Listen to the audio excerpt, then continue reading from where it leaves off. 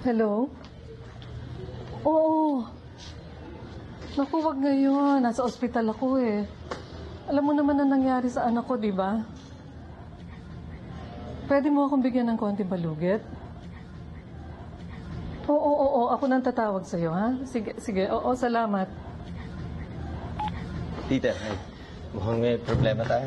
Hindi, wala. Si ano lang yon yung kapitbahay ko. Kasi sabi ko sa kanya na ngayon ako maghuhulog dun sa binili kong alahas sa kanya. If you need anything, tita, nandito naman po ako. Salamat, Nico.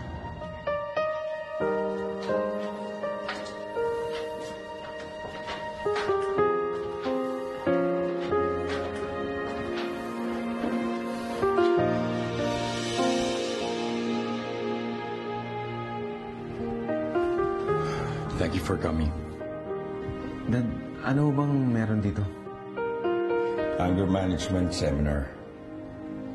Gaya naman yung sinabi ko, I'm going to work on my problem. Kaya ito ang pinili kong simula. Sana ho, magtuloy-tuloy na to.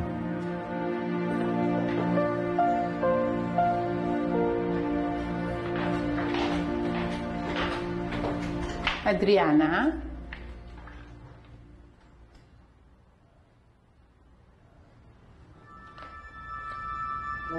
Adriana?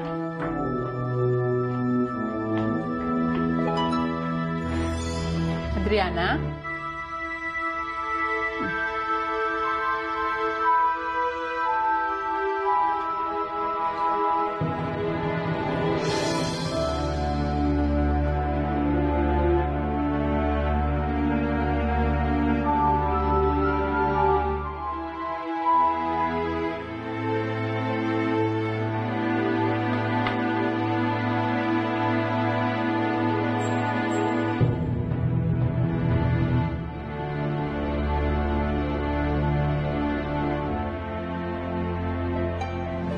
Hi.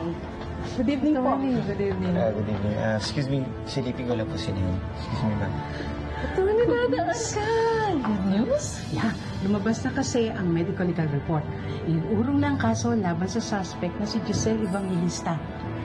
Herrera Beauty Clinic ang may kasalanan sa nangyari sa anak ninyo. Paano nangyari yun, attorney? Paano na yung kaso? Sasampahan na natin ang demanda ang mga Herrera. Gagaling ako. Calvin, I'm really sorry sa mga nangyayari. Okay lang yan, Dad. Para saan nga ako pala na pinapunta niyo ako dito? Ano kasi, kailangan ko ng isang katulong para sa pagbabago ng aking buhay. We need sponsors. I want you to be my sponsor. Okay lang ba sa iyo yan? Siyempre naman ho. Salamat, Oh, halika na. Sige nga. Magmerienda tayo. Tara, nagugutom na ako. My treat.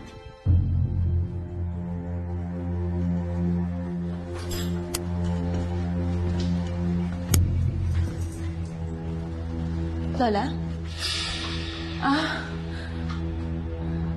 Lola, anong ginagawa mo ito? Oh, I was just checking kung andito ka na. Oh, you okay? Sige. Okay. Good night. Good night.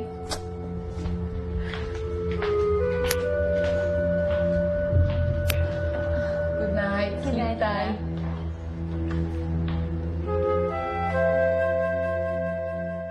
I'm really thankful na pinagkatiwalaan mo kami despite the scandal. I will make sure you made the right choice.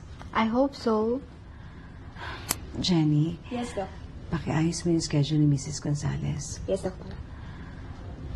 Thank you, Doktora. Thank you also.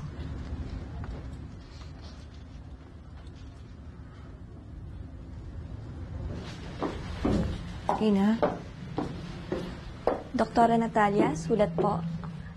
Importante daw pong mabasa niyo agad. salamat.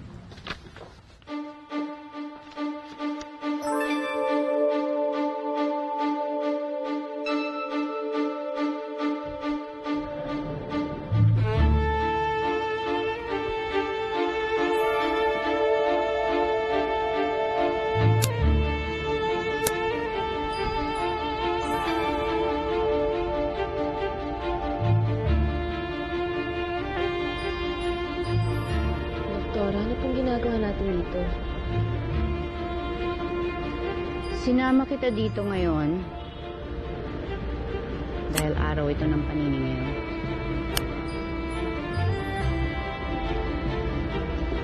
Sa pamilyang may kasalanan sa atin dalawa. Ang pamilyang Herrera.